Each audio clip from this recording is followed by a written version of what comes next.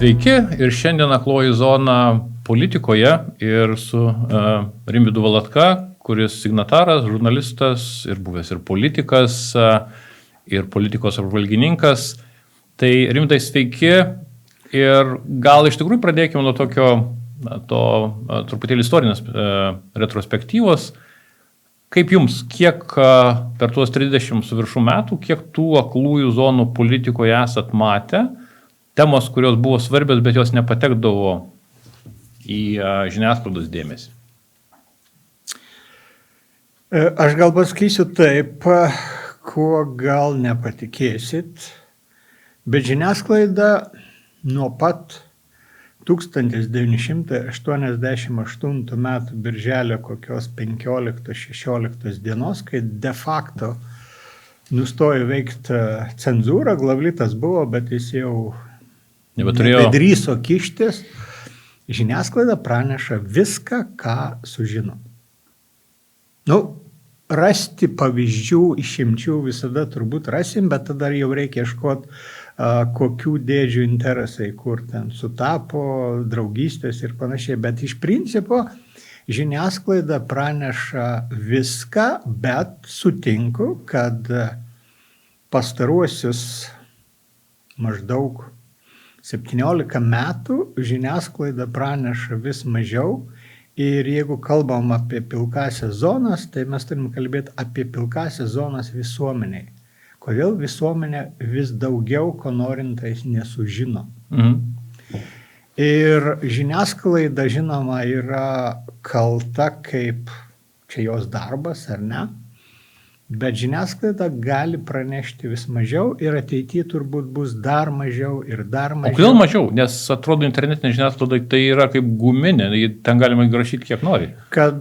Tam, kad mes matytume vaizdą, pilną paveikslą, mes turėtume nupiešti žiniasklaidos paveikslą. Kiek Lietuvos žiniasklaidoje, kiek dabar Lietuvoje iš žurnalistikos gyvena žmonių, duona užsidirba.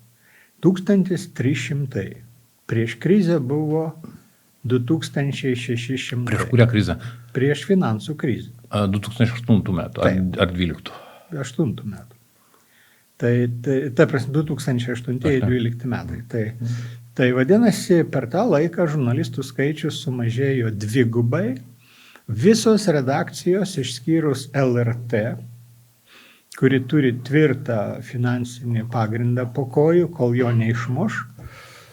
Visos susilpnėjo, žurnalistų skaičius mažėjo, darbo daugėjo ir galų galiai iš tų 1300, jeigu mes pradėtume išskaičiuoti, tarkim, rajono radijo muzikinės stotis, 1,5 žmogaus, ar ne?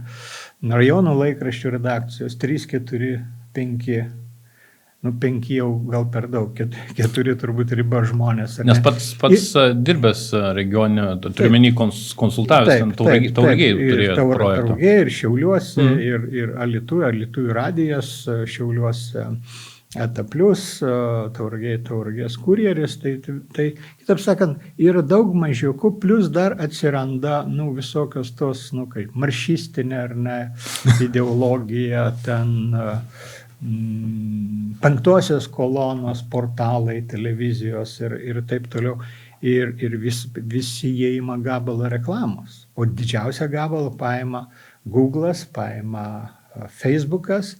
Ir pažiūrėkit, portalų, jeigu anksčiau portalų dienos vidurkis buvo, karo metu pirmom dienom iš vis buvo 800-900 tūkstančių, dabar nesiekia 500 tūkstančių nei vieno portalo. Tai, kitaip sakant, pajamos mažėja, darbų daugėja. Ir tarkim, imkim konkretų pavyzdį, ar ne? Kiek metų Lietuvos politikai savivaldybėse, visi politikai, visų partijų, neišskiriant ne vienos, imdavo saujom iš šiukšliadėžių arba tiesiai iš Statoilų ten ir kitų benzino pilstymo stotelių popiergalius ir juos keisdavo į konkrečius euro pinigus, ar ne? 10-12 metų. Čia čekiukų visa istorija. Mhm. Ir kada jį išlindo, kaltinti žiniasklaidą, kodėl žiniasklaida apie tai nerašė? Todėl, kad visi, kaip čia laikėsi to omerta, kaip ten tai yra mafijos principo, reiškia, man naudinga, mirsiu, bet neišduosiu, ar ne? Ir jeigu ne tas atsitiktinumas, kad viena kvėša iš Neringos savivaldybės, kuri turėjo durnumą užsirauti ant Andriaus Tapino, tai ir šiandien jie tuos popiergalius keistų į tikrus euro pinigus, ar ne? Čia dabar kaip juokauja, kad niekas kitas, o Andrius Tapinas kaltas dėl to, kad socdemai turi tokį premjerą, kokį turi. Tai čia panašiai kaip kaltinti leftistus, kad mes turime Trumpą, ar ne? Pas mus visat, kadangi filosofijos nebedėsto net universitetuose, tai priežastis ir pasekmė klaidžioja ore ir maždaug ką pakabinau pirmą, tą pirmą ir dedu. Tai įsivaizduokit, jeigu ne tai, ir jeigu ne tai, kad Tapinas iš esmės turi pragyvenimo šaltinius, ar ne, televizijoje projektai, Laisvės televizija ir taip toliau, tai realiai taip ir būtų likę. Įsivaizduokit, kiek Tapinas jau veda tą 3 metai, ar ne? Realiai už tą jis turbūt neuždirbo ne vieno cento. Nu, nebent kokį substakui parašė ten tekstuką, bet irgi būtų parašęs ką nors kitką, gal dar geriau būtų suskaitę, ar ne? Vadinasi, visuomenė pilką zoną įveikė atsitiktinumo dėka ir vieno entuziasto dėka. Ar galėjo tą zoną įveikti koks nors, nežinau, Delfi jaunas žurnalistas ar LRT jaunas žurnalistas? Bijau, kad ne. Bijau, kad tiesiog jam niekas nebūtų davę tiek laiko. Nes jis turėtų daryti tuos einamosius darbus. Dar tas žmogus turėtų išmanyti šiek tiek ekonomikos, finansinius, teisės, pagrindus ir taip toliau. Tai šiaip čia tai yra tikroji žurnalistikos tikras darbalaukis, ar ne? Bet tai yra per daug sudėtinga. Žiniasklaida iš esmės yra toks mediumas, ką tau atneša arba ką tu pats savo patirties, pažinčių dėka, ką tu sutrauki, tą tu perduodi skaitytojam, klausytojam ir žiūrovam. Tai realiai, žiniasklaida visą laiką taip veikia, ar ne? Kriminalinio skyriaus žurnalistai dirbo su policija visais laikais, su banditais, kai kuriais palaikydavo, taip graibo informaciją, ar ne? Politikos skyriaus tai turi turėti informatorių partijose, Seime, vyriausybėje. Priešingų atveju, kaip tu tai sužinosi. Bet kad tu uždengtum, tai žiūrėkit, iš kitos pusės paimkim tą patį popiergalių šiukšlių keitimą į eurus bylą, ar ne, kuri Lietuvai kainavo milijonus, ar ne. Tai juk tai yra ne tik žiniasklaidos, tai pirmiausia yra savivaldybių, auditų, užduotis savivaldybių, miestų, rajonų policijos komisariato, FNTT, ekonominės policijos, STT, prokuratūros darbo veikla. Ir dabar žiūrėkime, kokį skaičių sakiau, kiek dabar žurnalistų dirba? 1300. O policininkų, STT-šnikų, prokurorų ir VSD dar pridėkime, ar ne, bus kokie 14 000.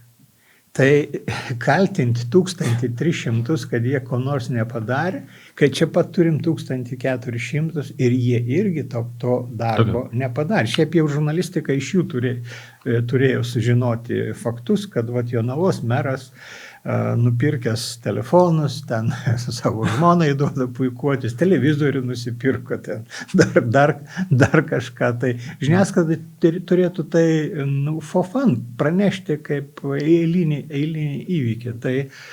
Tai aš tada, kaip Kubilius įvedė, pavyzdžiui, Makronas, kas ten buvo, kitas dar buvo prieš Makroną.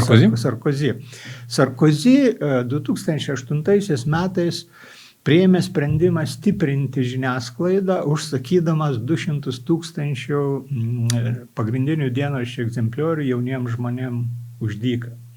Lietuvoje žiniasklaida tuo metu buvo padidinti mokesčiai 2. Ir aš tada perfrazavau tą... Čia kurie metai? 2008. 2008. Čia būtent Čia krizė. Naktinis mokesčių perversmas, konkrečiai liberalai ir konservatoriai baigė sunaikinti žiniasklaidą. Aš tada sakiau, kad perfrazavau tą posakį, kad nešersi savos armijos, šersi svetimą, tai nešersi savo žiniasklaidos, šersi svetimą. Kas dabar iš principo ir atsitiko. Staiga dygsta visokios televizijos, kurios vaizduoja, kaip čia pasakyti, vargšus ten iš visko, bet kai pažiūri aparatūrą, ten, visai nevargšai ten yra, tai štai, iš kur ten tas yra. Žodžiu, yra taip, kad žiniasklaida norėtų pranešti, norėtų, kad tų pilkųjų zonų būtų kuo mažiau, bet jų yra vis daugiau ir bus dar daugiau, nes jis silpnės. Ta prasme, dar kai prisidės dirbtinio intelekto, visi reikalai, tai apskritai sunku net prognozuoti, kuo tai gali žiniasklaidai baigtis. O Rimvydai, dabar, ką mes, sakykime, šitoj situacijoje, ar ne, politiniai, kur yra tos aklosios zonos, apie kurias neinformuoja, ne dėl to, kad sakykime, nebūtų resursų, dar kažko, bet tiesiog prioritetai, ar ne? Kur kartais pražiūrim prioritetų prasme, kas yra svarbu, kas nėra svarbu? Jūsų galva. Čia labai komplikuotas klausimas, bet kuris rimtas skaitytojas iš kokios Vilniaus universiteto katedros ar mokslo akademijos ar kito universiteto ar politologijos instituto pasakyti, žiūrėk, jie ten rašinėja apie šitą, kaip ten buvo Ziegel ir Sodaitis, ar ne, tai galėtų rašyti rimtus dalykus ir taip toliau. Bet žiniasklaida negali taip rinktis, tai jis sumažintų savo pataikymą. Jeigu apie tai nerašytų, o kitas rašytų, reiškia, tu praloši ateimą pas save. Aišku, plius minus galima varijuoti, pridėti, bet čia yra panašiai taip, kaip koks nors oligarchas, kai pas jį ateina vargšas žmogus ir sako, neturiu vaikam batų, už ką į mokyklą nupirkti, jis sako, taupyk, sutaupyk. Ką jis gali sutaupyti iš to, ką turi? Taip pat ir žiniasklaida. Ką tu ten permetęs, nežinau, 2000 eurų mėnesio iš Sodaičio ir Ziegel sektoriaus permetęs, tarkim, į ekonomikos sektorių, ką tu ten daug laimėsi, juolab, kad tau reikia, kaip pasakyti, per metus, paaiškės, kad tau tų 2000 neužtenka, nes tau reikės kvalifikuotų žurnalistų. Tai ne kiekvienas gali, tas, kuris rašė apie Ziegel ir Sodaičio melodramą, gali rašyti apie, pavyzdžiui, tai kaip dabar gali pabėgti iš vieno banko į kitą ir laimėti ką nors. Tai reikia ekonomikai susigaudyti. Dabar pažiūrėkim, kiek yra Lietuvoje dirbančių ekonomikos skyriuose žmonių.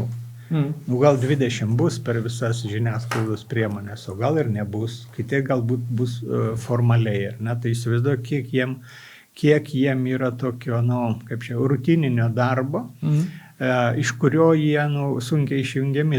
Kai aš pradėjau dirbti žurnalistikoje, mes rašėm kaip rašytojai. Tai yra susirenki medžiagą, vaizduoji savaitę. Čia tas lėtas skaitimas po to būdavo, ar ne? Lėtas rašymas, lėtas skaitimas. Vaizduoji savaitę, kad nėra įkvėpimo. Kitą savaitę kankiniesi parašai. Nugula redakcijos stalčiai minimum 2-3 savaitėm. Jeigu tai ne aktualija. Ta prasme, aktualijos būdavo, ateina Kompartijos centro komiteto plenumas ir visi išeina gerti, nes visus 4 puslapius užpildo. Tai po to išspausdina, tada vėl tu renkiesi medžiagą ir taip toliau. Dabar jie per dieną daro iki 5-6 informacinių vienetų. Į vakarę neprisimena, apie ką rašė ryte. Tai apie kokias pilkasias zonas. Apie pilkasias zonas dar gali mąstyti tokie, kaip Andrius Tapinas, ar ne, kuris kažkaip tai jau sugebėjo pakilti tokias aukštumas, kad ten turi vieną laidą, turi kitą laidą ir tau truputį laiko lieka pamastyti, pasižiūrėti. Arba tokie, kaip aš, kur turi irgi nors uždarbių reikia ir universitete dirbti ten ir kitose vietose, bet vis tiek kažkaip ta rutina tokia kasdienė tavęs nepjauna, bet vėlgi tu tada susiduri su rankų klausimu. Didžiąją dalį dalykų, kaip čia pasakyti, išvesti iš pilkosios zonos, tai reikia rankų, reikia galvų. Bet jeigu taip pasižiūrėti pavyzdžiui, nes vakar, kai rašinėjom šitą mūsų pokalbį, vakar labai įdomiai Medalinskas per LT, iš Ukrainos, jis staiga pateikė tokią, ko niekada nebuvau matęs mūsų žiniasklaidoj, kad pamatė, kas darosi būtent su JAV pozicija, jie pradeda šnekėti su kinais dėl Kinijos saugumo garantijų jiems ir visa kita. Šitą pirmą kartą girdžiu iš jo, visiškai jokios informacijos apie tai, kodėl tas nutinka, kad žmogus, kuris yra kažkur Ukrainoje, politologas, staiga praneša tokią naujieną, nepaisant to, kad matyt šitie visi žingsniai yra tarptautinė žiniasklaida, apie juos yra šnekama. Nėra plačiai šnekama. Čia yra paskutinių 2-3 dienų darbai ir kartais nebūtina važiuoti į Ukrainą, gal atidžiau reikia X buvusi Twitterį skaityti arba dar kaip pasakyti, specialius dalykus paskaityti, kur diplomatų ten mintis kažkur prasisunkia. Bet šitą dabar pasakėt, aš šį rytą tą patį pagalvojau, kad jeigu dabar yra aišku, kad kuriama Trumpo Putino šis, ar ne, ji naikina Pekino, Maskvos, Teherano ašį, tai natūralu, kad Kinai ateis į pagalbą ir Europai. Kinai jau Miuncheno konferencijoje pasakė, kad jie nežiūri į Europą kaip į priešus. Ir Ukrainai. Ir čia Trumpas, ir aš rašiau komentarą, pabaigai parašiau, kad vaikinė tik žiūrėk, neapsigauk. Nes derybininkas iš tavęs yra prastas, išskyrus tą 1987 atveju derybas su Lubianka dėl viešbučio, nes ta prasme, kai tu pajudini ką nors, tai čia mąstymo dalykai. Ir kai tu pajudini tokius plastus ir vienas tampa nereikalingas, aišku, kad kiti du nereikalingi, ar ne, tai kiti susijungs. Reikia išmanyti dinamiką, būtent grupės dinamiką. Taip, reiškia, tu mąstai maždaug, kaip pasakyti, kaip žaisdamas šachmatais, ar ne, pajudėjo figūra, pasikeitė tam tikras išsidėstymas figūrų ir tu skaičiuoji iš naujo 24 ėjimus. Čia panašiai kaip Socdemų partijų, patraukė Sinkevičių, tada kita eiliai nelabai norėjo pasitraukti ir subiro visą hierarchiją ir tada jau prasidėjo. Tai žodžiu, aš sakyčiau, kad čia galbūt nebaisiausias pavyzdys, nes čia yra, kaip karštas pavyzdys, ar ne? Tai Medalinskui pasisekė, kad jis su kažkuo iš ukrainiečių, kurie numatyt apie banko aikštę ratus suka arba gal net kartais ten eina, šnektelėjo, bet šitą galima numatyti ir čia tikrai sužinosim ir apie tai bus daug rašoma. Sakykime taip, kad tai yra 25 metų likusių tema, ar ne? Bet yra baisesnių dalykų, kur dešimtmečiais visuomenė nieko nežino pilka zona. Nes, pavyzdžiui, man irgi Trumpas pirmą dieną ateina, pasirašo keletą savo dekretų įsakų ir vienas iš tų išstojimas iš Pasaulio sveikatos organizacijos. Pas mus faktas ir tik tai Facebook'e antivakseriai sako, čia teisingai čia už tas kaukės, ar ne? O tai, kad jau ir senoji administracija labai stipriai Amerikos žiūrėjo į tuos dalykus, kai Šiaurės Korėjos atstovas pateko į valdančią valdybą, kai Afrikos diktatoriai buvę yra įdarbinami ir ten turi didžiulę įtaką.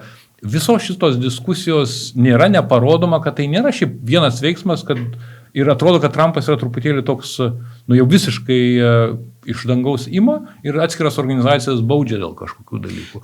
Kodėl tas yra? Tai šiuo atveju, kaip pasakyti, tą patį galim pasakyti apie jungtinių tautų before ar unfor, tas, kur Palestinoje veikia skyrius, ar ne, kur gaudavo algą iš jungtinių tautų ir buvo normalus Hamas teroristai su aprangom, su ginklais, su laipsniais ir taip toliau. Tai dabar klausimas, va čia jau galbūt jūsų pirminis klausimas yra teisingas. Ten dirbo didžiųjų žiniasklaidos priemonių žurnalistai, CNN, BBC, NCBC ir taip toliau. Kodėl jie nepranešė šito? Ką sunku buvo sužinoti? Ką Izraelio žvalgyba to nežinojo ir neteikė to? Va čia jau yra klausimas, bet aš to kaltinimo ant Lietuvos žurnalistikos nepernešiau. Čia nėra kaltinimo, čia yra tiesiog bandymas suprasti priežastis. Nes Amerikoje aš pirmą kartą pastebėjau, mes buvom tada tik pradėję laisvai rašyti, rodyti, kaip buvo vaizduojamas 91 metų karas. Atidavė CNN filmuoti, ar ne? Ir transliuoti viską. Mainais į ką? To nerodysi, to nerodysi, to nerodysi, to nerodysi. Ir kaip galima su valdžia šitaip kolaboruoti?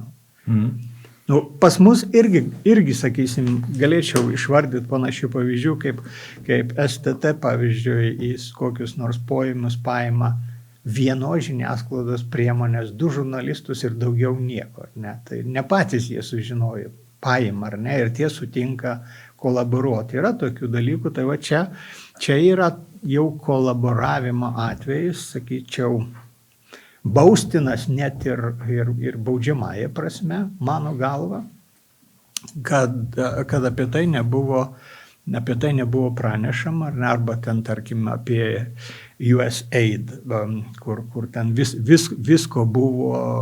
viskam buvo duodama ir taip toliau. Bet atsiminkim, kad visur dirba žmonės. USAID biudžetas apie 305 milijardai dolerių. Tai yra daug didesnis biudžetas metinis negu Lietuvos. Kiek Lietuvos biudžeto pavogė, ar ne? Tai kaip galime įsivaizduoti, kad tokio tarptautinės pagalbos organizacijoje nebus taip pat. Mes kažkaip keistai esame įsitikinę, kad vagia tik Lietuvoje, dar Ukrainoje. Bet jau ten Švedijoje, Amerikoje, ne, visur vagia. Ten vagia rafinuočiau, ten vagia tvirčiau ir didesnėm sumom ir taip toliau. O kodėl tas neišlindo į paviršių, pavyzdžiui, apie Pasaulinę sveikatos organizaciją, tai sunku pasakyti. Ji yra šiaip jau labai toli nuo piliečio, ar ne? Kada mes sužinojom, kad tokia organizacija yra? 2 atvejais, kai Veryga sakydavo, kad Pasaulinė sveikatos organizacija nustatė, kad lietuvis apgiria rusą ir yra didžiausias pijokas pasaulyje. Tai pirmas atvejis. O patys teikiam duomenis. O duomenis teikia pats Veryga. Tai organizacija. Ir antrą kartą sužinojom per pandemiją, ar ne? Bet čia vėl yra toks dalykas, kaip pasakyti, reaguoti tai reikia, taip, kaltus reikia nubausti, ar ne? Bet Trumpo atvejis rodo, kad su nešvariu vandeniu išpilamas ir kūdikis. Šnai ir nukertama. Jeigu USAID neatnaujins veiklos, tai į tas vietas ateis China Aid.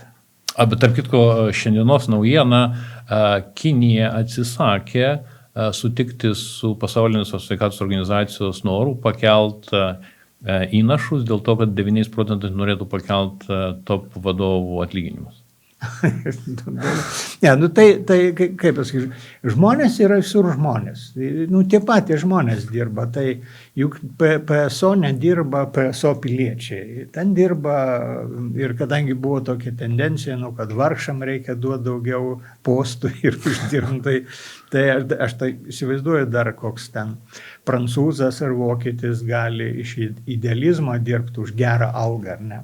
Be pigų būti idealistų, bet kokiam Ganos veikėjui, kuris atvažiavo su vienu kostiumėliu, kažkokioj arteliai siūtų, tai jam norisi viską. Tai čia yra natūralu, bet esmė yra tai, kad valstybės sukurdamas tokius monstrus, ar ne, pavyzdžiui, jungtinės tautas. Jungtinės tautas reikia iš principo išformuoti. Bet dabar šitoje vietoje kitas klausimas, ar ne, kai įsivaizduokit saugumo tarybą dabar jungtinių tautų, turint omeny dabartinį santykį Rusijos ir Amerikos. Tai realiai vėl įgauna tą pačią prasme, jie sėdės prie to paties stalo ir labai gerai sutars? Tai be jokios abejonės, tai prasme, saugumo taryba yra, sakykime taip, pasaulio tautų priešas dabar, numeris 1. Atmetus Didžiąją Britaniją ir Prancūziją, visi kiti yra iš principo už pasaulio perdalymą, už naujos tvarkos įvedimą. Bet čia yra tie dalykai, kaip pasakyti, kodėl iš tiesų pavyzdys priėjom, kalbėdami, kad jungtinių tautų pareigūnai, kurie dešimtmečius dirbo Gazos sektoriuje ir tuo pat metu buvo teroristai, kurie žudė žmonės ir netgi dalyvavo spalio 7 dienos pogrome. Tai kodėl apie tai nebuvo rašoma, čia aš matau tikrą kolaboravimo atvejį, kuris yra pasišlikštėtinas. Rimvydai, pats minėjai, kad būtent atsiranda platformos žurnalistų, atsiranda tokie žurnalistai patys, kurie gali jau savo leisti, ar ne, skirti daugiau dėmesio tom temom, kuriems atrodo iš tikrųjų yra svarbios, skirti laiką, visą kitą. Ta pati redakcija, ar ne, Tapinas su savo komanda, pats vedi laidas irgi. Kaip pats galvoji, ar tai iš tikrųjų tokio tipo žurnalistika jinai stiprės Lietuvoje, jinai duoda tą viltį, kad bus iš tikrųjų daug tokio labiau analitinio ir turinio, kuris duos galimybę pamatyti ir tų temų, kurios atrodo lieka truputėlį už borto? Aš esu labai skeptiškas. Pirmiausia, tai tokių žmonių yra labai mažai. Antra, kiek yra žmonių, kurie nori savo papildomo vargo, skausmo ir tokio gyvenimo, kad tu 7 paras per savaitę skaitai, žiūri, mišiolus skaitai ten, kad padarytum laidą. O dabar dariau laidą su buvusiu ambasadorium, su savo buvusiu dėstytoju profesoriumi Eidintu apie Ernestą Galvanauską. Tai 20 minučių laida tokią asmenybę prikelti iš užmaršties, nes čia mes kalbam apie paminklus Smetonai ir taip toliau, jis yra vertas kelių paminklų. Čia istorinė akloji zona. Jo, 4 kart premjeras, tai Klaipėdą atvadavęs ir taip toliau. Tai paskui profesorius sako, bet mes taškus sudėliojam. Sakau, jeigu nebūčiau tos knygos perskaitęs, daugiau kaip 500 puslapių, nebūtume sudėlioję, ar ne? Kas gali šiais laikais, koks žurnalistas gali vienai laidai perskaityti knygą 500, dar žinant, kad aš apie Galvanauską žinojau ne vakar ir ne užvakar ir man jis buvo įdomus jau gal 30 metų kaip minimum. Tai manau, kad tokių apskritai mažės, gal visai neišnyks, nes žmonių rūšis yra tokia, kad visokių reikia, ar ne?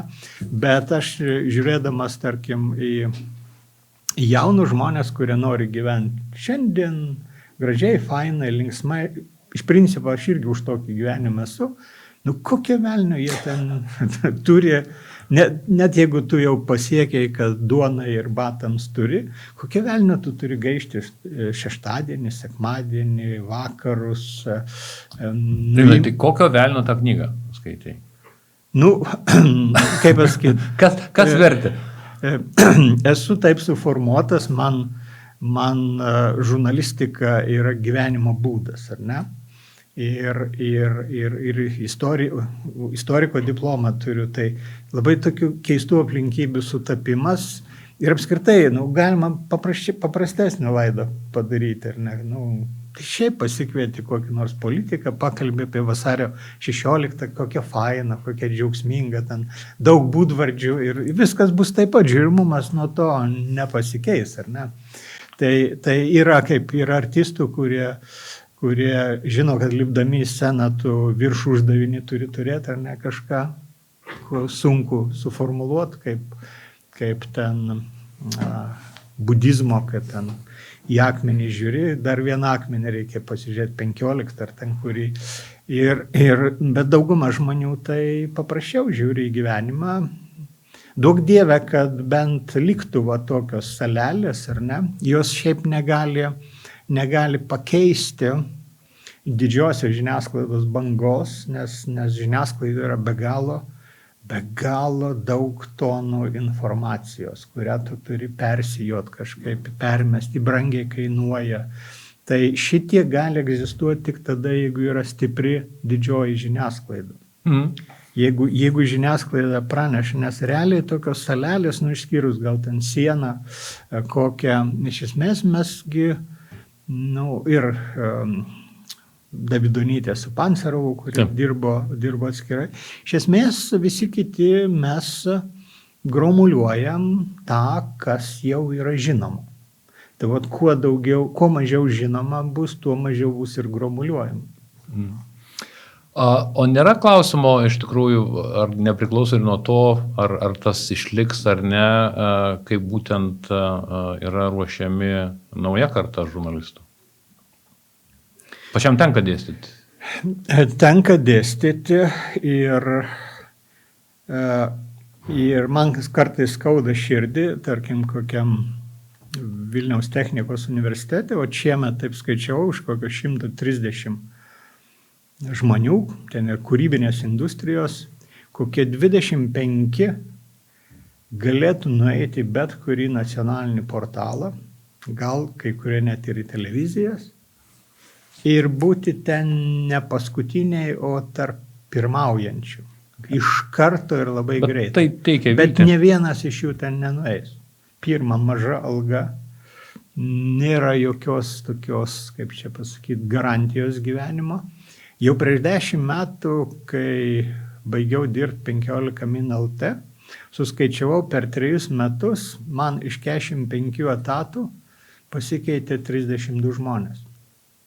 Ne visuose etatuose vienodai, kai kur 3 buvo per 3 metus, bet įsivaizduoju, koks kadrų tekamumas. Redakcija yra stipri ir gera, mano tokia formulė buvo, kai joje yra žmonių nuo 18 iki 70 metų. Pirma mintis, jeigu tau reiks staigiai sužinot, ką nors apie muziką ar ne, ir tu maždaug žinai kokio laikotarpį, tai tu klausyk, kokie jūs ten klausėtės mokykloje muziką ar ne, o tu, tai čia šitas laikotarpis yra. Tai yra primityviausias pavyzdys, tas pats yra ir su politika, ir su ekonomika, ir su sveikatos apsauga. Grįžtam prie to paties pasaulio sveikatos organizacijos, kodėl Lietuva apie tai nerašo, tai aš dabar galvoju, bandau skaičiuoti, kiek Lietuvoje sveikatos tema rašančių yra. Taip, grinai sveikatos, medicinos ar ne, 10 tikrai nebus. Ir jeigu tie žmonės visiškai nesidomi tarptautinė politika, nes čia jau PSO jau nebėra vien tik tai medicina, sveikata, čia jau yra geopolitika, ne? Taip.